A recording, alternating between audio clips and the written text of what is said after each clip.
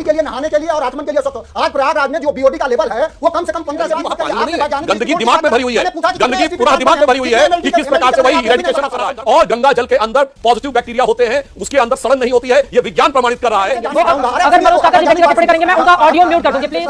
ठीक है, आराम से। ठीक है, आप उनके ऊपर बोल लीजिए, मुलायम सिंह यादव जी को लेकर आने की क्या जरूरत है? अरे क्या रिपोर्ट पे तुम्हारा दबंग और अपराधी वाली बात है। ये पीडीए का ख्वाब सजोए हुए वाला जो सपना है वो संगम में बहता हुआ नजर आ रहा है। आर्थिक राजनीतिक उसके नायक इस समय देश में माननीय अखिलेश यादव जी हैं और आप चाहे अखिलेश यादव जी पर जितना गाने वाले अब मैंने कहा ना कि अब दर्द शुरू हो गया। अरे अब तो सुनो तो सही ना, मुलायम सिंह तो वो आदमी है जिसके बारे में बात की। तानाशाही नहीं, क्योंकि इसलिए तानाशाहों के चाटुकार तुम्हारी कोई हैसियत नहीं है। अब टीवी स्क्रीन से हटाइए सर, आप सुधांशु जी को दिखाइए। सर सुधांशु जी को दिखाइए, क्या बात कर रहे हैं संगीत रागी जी? ठीक है सर, हो गए।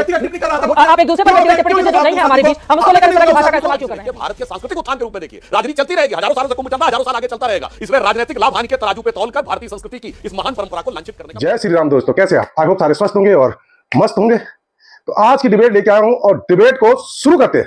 दोस्तों, आज की डिबेट बहुत ही जबरदस्त होने वाली है। डिबेट हो रही थी महाकुंभ को लेकर और महाकुंभ में लोगों की आस्था का जो सैलाब देखने को मिल रहा है उसको लेकर। इस जन सैलाब को लेकर सबसे ज्यादा परेशानी समाजवादी पार्टी को हो रही है, जो कि आपको डिबेट में समाजवादी पार्टी के प्रवक्ता मनोज काका के द्वारा दिए गए बयानों से लग जाएगा। महाकुंभ को लेकर समाजवादी पार्टी के प्रवक्ता मनोज काका और संगीत रागी के बीच हुई डिबेट में संगीत रागी ने मनोज काका पर जबरदस्त हमला बोल दिया। संगीत रागी ने सफाई का मुद्दा उठाते हुए समाजवादी पार्टी को अयाशियों की पार्टी बताते हुए स्वर्गीय मुलायम सिंह यादव को भी घेर लिया, जिसको लेकर मनोज काका अपना आपा खो बैठे और संगीत रागी और मनोज काका के बीच बात गाली गलौज तक बढ़ गई। डिबेट के दौरान मनोज काका ने गंगा के पानी की गुणवत्ता को लेकर भी सवाल उठाए, जिसको लेकर सुधांशु त्रिवेदी ने मनोज काका की क्लास ही लगा दी।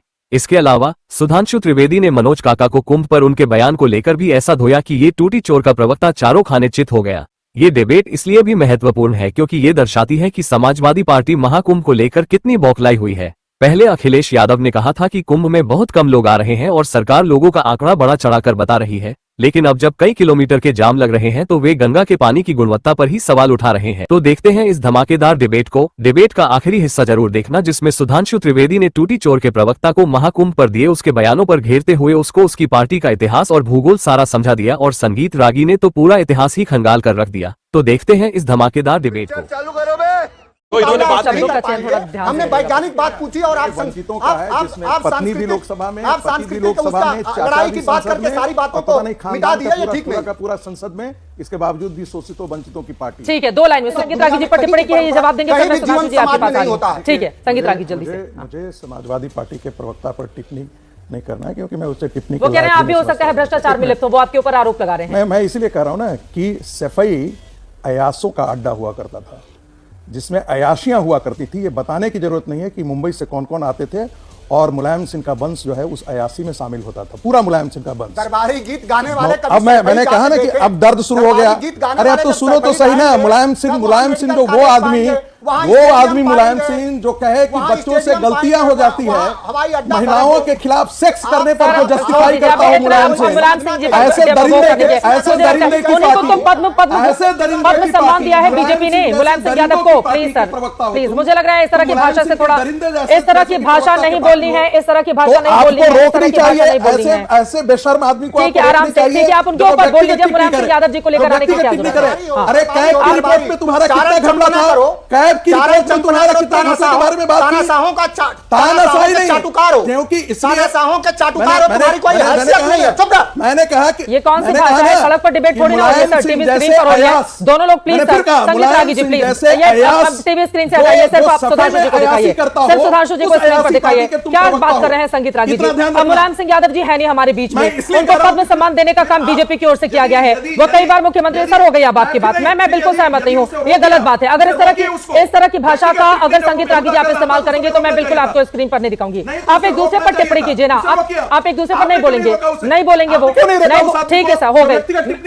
आप एक दूसरे पर व्यक्तिगत टिप्पणी कीजिए जो नहीं है हमारे बीच, हम उसको लेकर इस तरह की भाषा का इस्तेमाल क्यों कर रहे हैं? प्लीज मुलायम सिंह यादव जी के बारे में इनकी अपनी व्यक्तिगत टिप्पणी है ना, हमारा ना चैनल का कुछ लेना देना नहीं है। सुधांशु प्लीज सर, हो गया। सुधांशु त्रिवेदी जी, क्या सबक सीखा बीजेपी ने? मैं बताना चाहता हूं, देखिए सबक और जो सबक जनता देख रही है दोनों की बात बताता हूं। देखिए भीड़ में अव्यवस्था हुई, अव्यवस्था के कारण कोई दुर्घटना हुई और उनमें मृत्यु हुई, उसको लेकर जिस प्रकार की भावना की बात समाजवादी पार्टी और अन्य दल कर रहे हैं, तो मैं तो याद दिलाना चाहता हूं इनके जमाने में तो भीड़ जाती थी और सीधे मार के खत्म कर देती थी, तब संवेदना नहीं जागती थी। लखनऊ में भगवान महावीर की बुद्ध की मूर्ति तोड़ना 2012 में, भगवान बुद्ध की मूर्ति तोड़ना, इलाहाबाद, कैसरगंज, आपको याद हो मथुरा, मुजफ्फरनगर, उन सब में तो कहा कि क्या संवेदना कैसी थी, एक ही समुदाय को कंपनसेशन देंगे। और इस समय हाई कोर्ट ने फटकार लगाई थी, अन्यथा ये एक समुदाय को, एक वर्ग को कंपनसेशन देने की बात कर रहे थे। तो संवेदना कितनी है समझ में आता है। दूसरा आरोप लगाया कि साहब प्रचार ज्यादा हुआ, प्रचार की वजह से लोग आए। नहीं, मैं चित्रा जी बताना चाहता हूं सारे दर्शकों को, प्रचार का विषय नहीं है। प्रचार तो रैलियों का बहुत किया जाता है, गाड़ियां लगाई जाती है राजनीतिक रैलियों में, तब कितने लोग आते हैं। ये प्रचार नहीं, ये एक प्रकटीकरण हो रहा था। 144 साल के बाद कुंभ प्रयागराज में हो रहा है, ऐसा नहीं है। एक दृष्टि से ये 450 साल के बाद हो रहा है। कैसे 450 साल के बाद ये पहला मौका है जब कुंभ प्रयागराज में हो रहा है, इलाहाबाद में नहीं हो रहा है। 450 साल के बाद ये पहला मौका है जब अक्षय वट आम जनता के लिए दर्शन के लिए खुला है, वरना स्वतंत्रता के बाद इतना लंबा समय होने के बाद भी सनातन धर्म का वो प्रतीक अक्षय वट जो इलाहाबाद के किले के अंदर था, वो जनता के लिए नहीं खुला हुआ था। और ये 450 साल के बाद इसलिए भी एक अलग प्रयागराज है क्योंकि इस समय श्री रामलला विराजमान अयोध्या में प्राण प्रतिष्ठित हो चुके हैं और उस जिले का नाम अब फैजाबाद नहीं अयोध्या है। यह 450 साल के बाद वो दौर आया है जब औरंगाबाद का नाम औरंगाबाद नहीं छत्रपति संभाजी नगर है। तो साहब ये प्रकटीकरण है, ये प्रचार नहीं है। आप नहीं समझ पा रहे। और मैं एक और बात कह दूं, आज इससे पहले किसी कुंभ में कभी चित्रा जी आपने सुना कि बताया जाता हो कि 12 साल की जुपिटर की रोटेशन के ऊपर ही होता है।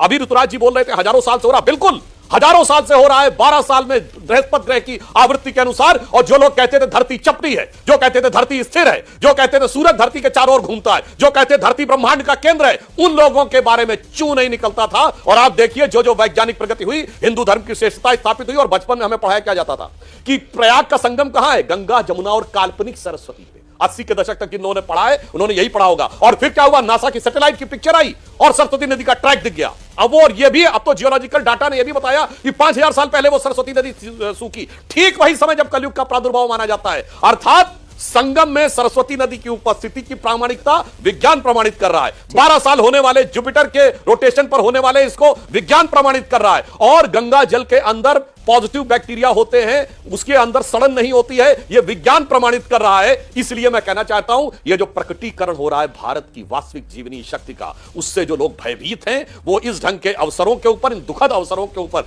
दुर्भाग्यपूर्ण राजनीति कर रहे हैं। यह मैं कहने का। मनोज काका जी, सुधांशु जी की बातों पर, और प्लीज अब कम से कम जुबान ऐसी बोले ताकि वो दूसरों को भी छलनी नहीं करे और आपके ऊपर भी कोई टिप्पणी नहीं हो। सिर्फ उनकी बातों पर जवाब दीजिए। मनोज काका जी, वो कह रहे हैं ये जो प्रकटीकरण हो रहा है सैकड़ों सालों बाद, ये आप लोगों से बर्दाश्त नहीं हो रहा है। सुधांशु भाई ने कई बातें करी है। इन्होंने कहा कि प्रकटीकरण हो रहा है, इन्होंने कहा प्रकटीकरण हो रहा है। नहीं, वो नहीं करेंगे। वो अगर मनोज काका जी व्यक्तिगत टिप्पणी करेंगे मैं उनका ऑडियो म्यूट कर दूंगी। प्लीज संगीत रागी जी प्लीज मेरा ऑडियो म्यूट कीजिए, उनको बोलने दीजिए, मेरा ऑडियो म्यूट कीजिए, हम दोनों को ऑडियो म्यूट कीजिए। वो बोले सुधांशु भाई ने जो बात करी है कि अब यह प्रकटीकरण हो रहा है, मैं इनसे जानना चाहूंगा कि जब कुंभ में 100 से ज्यादा लोगों की जो आंकड़े बता रहे हैं जान चली गई, वो कैसा प्रकटीकरण था। कुंभ में आए दिन लोग फंस जा रहे हैं, 300 किलोमीटर तक जाम है, कैसा प्रकटीकरण है। मैं आपसे जानना चाहूंगा, आपने विज्ञान की भी बात करी, अच्छा करा, क्योंकि संविधान के अनुच्छेद 51 में व्यक्ति की वैज्ञानिक दृष्टिकोण बढ़ाने का और उसके प्रचार प्रसार की बात करी गई है। आप, मुझे खुशी हुई कि आपने कम से कम वैज्ञानिक बात करी। इसी गंगा जमुना के सफाई के लिए जो उत्तराखंड के जो प्रोफेसर थे, प्रोफेसर सानंद, 118 दिन भूख हड़ताल पे रहे और उनकी जान चली गई। देश की सरकार ने संज्ञान नहीं लिया। मां गंगा अविरल कैसे होंगी? अविरल तब होंगी जब उसमें एक भी बांध नहीं रहेगा। कम से कम इन सब बातों का तो आपको जरूर ज्ञान होगा। बीओडी का लेवल क्या है,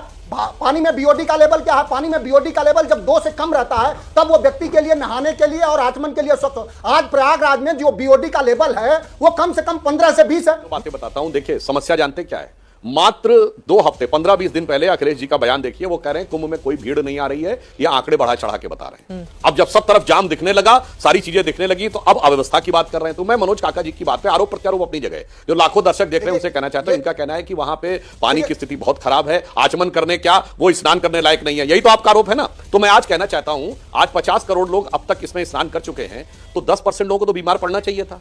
चलिए 10 नहीं, 1% को तो बीमार पड़ना चाहिए था ना। तो 50 लाख लोग तो हॉस्पिटलाइज हो जाने चाहिए थे।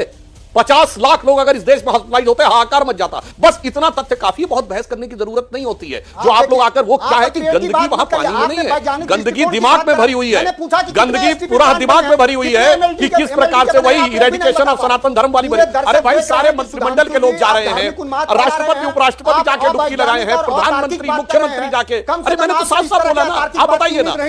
अब सुनिए, हमारे दिल्ली के अध्यक्ष वीरेंद्र सचदेवा जी ने जमुना में डुबकी लगाई थी और उसके बाद वो हॉस्पिटलाइज हुए थे और उसकी डॉक्टर की रिपोर्ट अवेलेबल है कि स्किन पे क्या क्या एलर्जी थी। इसलिए मैं कहना चाहता हूं भाई, जो दुष्प्रचार कर रहे हैं बताएं तो कि कितने लोग प्रभावित हुए। इसीलिए मैं कहना चाह रहा हूं कि ये सारी की सारी चीजें पुनः, मैं अपनी बात पे पुनः आग्रह कर रहा हूं, इसमें कोई संवेदना नहीं है, इसमें सिर्फ संतुष्टि का भाव है। और अंत में मैं कहना चाहूंगा एक बात, मैं समझ सकता हूं समाजवादी पार्टी का दर्द कि वो जो जातियों में पीडीए का अपने अपने हिसाब से व्याख्या करते थे, हमारे हिसाब से तो परिवारवादी, दबंग और अपराधी वाली बात है। ये पीडीए का ख्वाब सजोए हुए वाला जो सपना है वो संगम में बहता हुआ नजर आ रहा है। ज्यादा समस्या ये है, और जो सड़कों पे जाम दिख रहा है उसमें आपकी राजनीतिक प्रकृति का मार्ग अवरुद्ध होता हुआ दिख रहा है, वो जाम होता हुआ दिख रहा है। यह समस्या है। इसीलिए मैं कह रहा हूं ईमानदारी से देखिए, भारत के सांस्कृतिक उत्थान के रूप में देखिए, राजनीति चलती रहेगी, हजारों सालों से कुंभ चल रहा है, हजारों साल आगे चलता रहेगा। इसलिए राजनीतिक लाभ हानि के तराजू पे तौलकर भारतीय संस्कृति की इस महान परंपरा को लांछित करने का प्रयास मत करिए।